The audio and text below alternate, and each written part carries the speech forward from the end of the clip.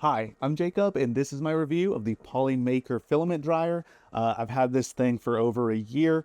Let me go over some of the pros and cons, but overall, Polymaker makes good stuff. I love their filament.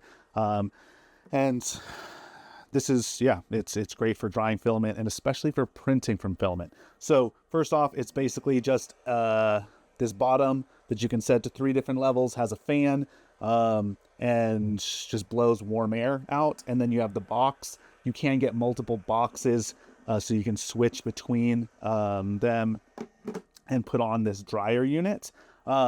So the big thing, so it works well for drying, but if I really have to something that's really wet and I really need to dry, I put it into the dehydrator. That's going to work better than this smaller system. Where this works really well is that you can dry while you print from it.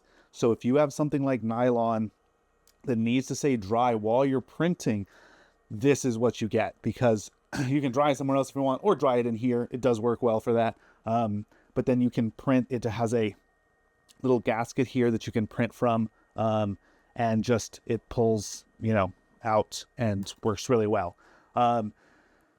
It does come with a hydrometer. I'm drying this stuff, it's down to 21%. You can fill it with desiccant. I printed something else for desiccant here.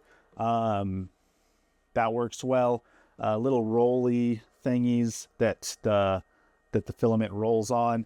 This top clamps down, but you can easily get it off and put a new filament in or take yours out. Overall, really well designed thing. I like it, especially if you're printing from it. If all you're doing is drying and you have super wet filament, maybe get a dehydrator, repurpose that, or I use actually an air fryer with a dehydrator setting. But if you want to dry and you want one unit and then you also want to print from it, especially, I mean, you can just dry, but especially if you're going to print, get this thing. It works really well and I highly recommend it.